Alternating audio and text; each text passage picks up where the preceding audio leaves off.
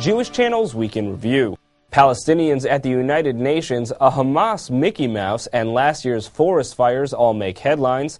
An interfaith effort to tackle counseling, why this gymnast is performing to Hava Nagila, and more of the Jewish news that's changing your world right now in this episode of the Week in Review. Hello, and welcome to the Jewish Channel's Week in Review. I'm Stephen I. Weiss. You can circle your calendars now. The vote for a Palestinian state is planned for September 20th. The controversial push for a Palestinian recognition as a state in the United Nations has been making headlines all year long, and now it appears to be moving forward at the opening of the next session at the UN. Palestinian Authority President Mahmoud Abbas is set to present its request for statehood at the United Nations on that date. The United States has already said it will veto the request in the Security Council, guaranteeing that the request will not be approved in that body, which is the one empowered to make these decisions. However, the Palestinian leadership does expect to gain approval in the UN's General Assembly, which can upgrade Palestinian status from that of observer to that of a non-member state. Of course, it has long been the expectation that such a measure would fail in the Security Council and would likely pass in the General Assembly. The diplomacy of the past 9 months by both the United States and Israel has been trying to reduce the impact of this move by showing greater international solidarity, particularly in Europe. The hope has been to get more Security Council members to join the United States and to get Western nations to vote in solidarity in the General Assembly against the measure, and possibly, in showing a significant display of influence leading up to the vote, to get the Palestinians to not submit the request for recognition at all. What is becoming increasingly clear with each new step is that Israel and the United States are becoming ever more isolated in their stance. But while the U.S.-Israel alliance continues to seek more members, interesting legal developments are extending their solidarity. In the United States, the family of an American contractor killed in the Gaza Strip may be allowed to pursue a wrongful death lawsuit against the Palestinian Authority after a decision from the Fourth Circuit of the U.S. Court of Appeals this week overturned a lower court. The lawsuit alleges that the Palestinian Authority provided material support for and conspired with those who set a roadside bomb that killed American Mark Parsons and some of his colleagues in 2003. While the lawsuit had previously been dismissed in district court, this decision by the Fourth Circuit Court of Appeals, often called the second most powerful court in the United States, sets the lawsuit on a new course, one with unpredictable potential impact for the Palestinian Authority amid its diplomatic gambits. On the other side of Palestinian governance, Hamas, which controls the Gaza Strip, gave in to strong-arm tactics from the United States regarding a U.S. charity. Hamas decided earlier this year to require charities operating in Gaza to submit to audits. The International Medical Corps, a U.S. charity, was then closed down by Hamas after refusing the audit earlier this month. The State Department last week responded by threatening to withdraw $100 million in aid. Hamas then gave in this week and allowed the charity to reopen. The reason for the standoff has to do with U.S. law and U.S. characterization of Hamas as a terrorist organization. U.S. law bars contact between U.S. nonprofits and terrorist organizations, and thus U.S. charities cannot submit to audits by Hamas without facing legal consequences at home. The Hamas auditing policy has put it in conflict with a number of countries that have charities operating in Gaza, including Norway, but now the audit policy is over, at least for U.S. charities.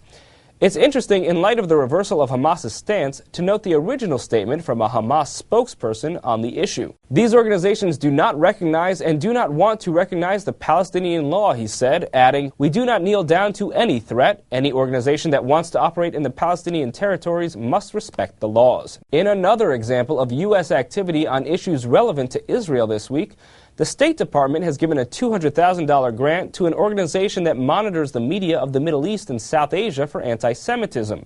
The Middle East Media Research Institute, or MEMRI, provides perspective on what kinds of messages are being communicated there about Israel and Jews.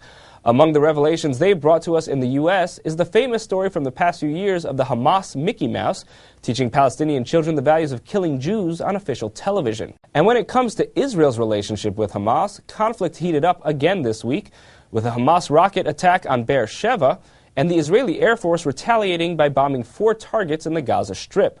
1 Palestinian was killed, and at least 2 were injured, according to news reports. And while diplomatic challenges in the Israeli-Palestinian relationship of late have led many critics of the administration of Israeli Prime Minister Benjamin Netanyahu to place blame at his feet for international problems, we're seeing Netanyahu face significant domestic pressures in recent weeks. As we discussed last week, immense crowds are protesting the country's domestic economic policies, and this week there's new blame being placed on the government for a domestic tragedy. Last year's fire in the Carmel Forest led to 44 deaths amid great property damage, and now a draft report from the state comptroller cites government failures as a primary reason for the size of the fire's impact. The draft report places blame with officials at the top of Netanyahu's administration, as well as with Netanyahu himself. But when it comes to issues of safety, there's also reason for concern in the Jewish community here in the United States. As TJC's newscast has highlighted a number of stories in recent weeks about crime, violence, and abuse in ultra-Orthodox communities, some have wondered why we focused so much on them. An important reason is our conviction that, amid all the values a community can represent, a community's primary responsibility is to be safe, a safe place for children, and a safe place to gather. The Orthodox community's response to criminal activity in its midst has allowed those who endanger others to make these communities less safe. This week, we see other examples of how safety is not being achieved in these communities. The Forward this week reports on building violations in the town of New Square that local authorities say are putting residents at significant risk of death or injury. The local authorities claim they believe that 60% of buildings in the ultra-Orthodox enclave have such violations, and that they don't feel empowered to address the violations because of the political impact that the community's voting bloc represents. In another story from New Square, a 2-year-old girl was struck by a car and killed there this week. It is the third fatal car accident involving a small child in New Square in the past year and a half. Of course, the town of New Square is also facing concerns over more than accidental harm. The firebombing of a community member's home this year, allegedly because he was choosing to pray at a different location than the rest of the community, has brought significant attention from outside the community. Well, one leading member of the community, Rabbi Avram Moshe Silberman, sent out a mass mailing to members of the community in which he tries to downplay the incident, saying he has tried to gather the facts and found that the teenage boy did not intend to harm anyone, but was engaging in mischief on Lag BaOmer, a Jewish holiday traditionally celebrated with bonfires. Well, that episode of violence led the Grand Rabbi of the community to specifically order that there be no further violence against dissidents in the community. But now that order has apparently been violated.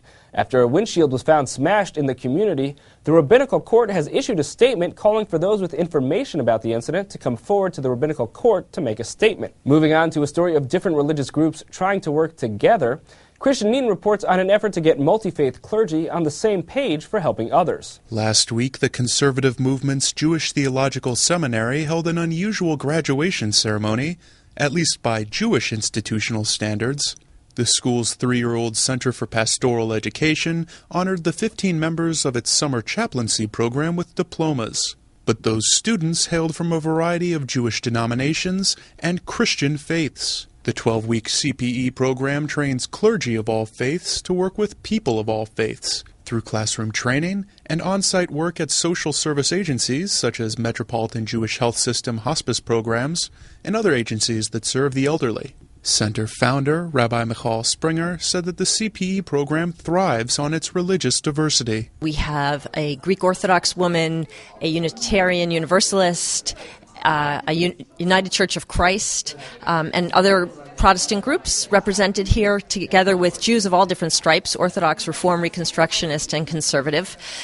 In the fall, we actually have a clergy program where we have 5 Muslims coming, which we're very excited about. Almost all of the students in the chaplaincy program are seminarians, hailing from the Jewish Theological Seminary, Union Theological Seminary, Yale Divinity School, Yeshivat Chovevei Torah, the Reconstructionist Rabbinical College, and Hebrew College in Boston. And while other seminaries offer similar programs, JTS is the only Jewish seminary to do so, said Rabbi Springer, who got her own early chaplaincy training from Catholic nuns. By coming to JTS, students have a Jewishly grounded program, which is new inside of the world of CPE training.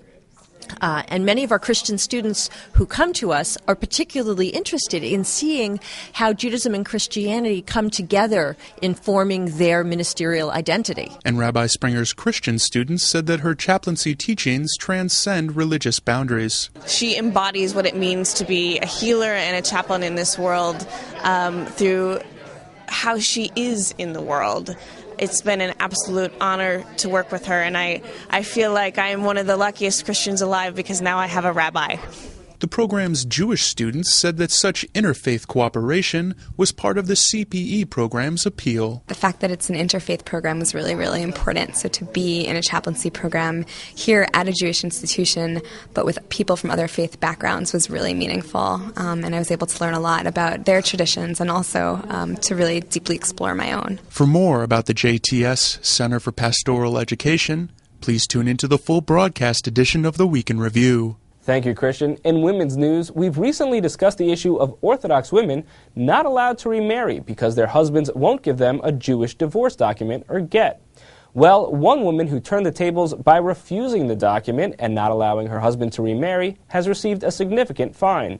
According to news reports, the married couple in question has been separated since 2003, and a family court judge in Israel has fined her more than $7,000 for each year that she's refused a divorce after a rabbinical court ordered her to allow it. The total fine is nearly $57,000. The judge has said that if the wife doesn't now allow the divorce, she could face further penalties. Here in the United States, an Orthodox woman is breaking new ground for Orthodox women by becoming the first female doctor of Talmud studies to graduate from the Orthodox Yeshiva University. Talmud study for women is still a controversial subject for many in the Orthodox world. And in a story of athletic accomplishments, one of the top United States gymnasts is using the traditional Jewish song of Hava Nagila to accelerate her success. Alexandra Reisman was a member of the silver medal-winning U.S. team at last year's World Championships. At the CoverGirl Classic that was recently concluded, her floor exercise was done to the tune of Hava Nagila, much to the amusement of the crowd and the announcers. She says she loves the music. People can clap to it. And it also, she says, it energizes her. I can see why. I always prefer music that got the crowd going with me as well, just in case you need a little extra help. So far, she doesn't need any help.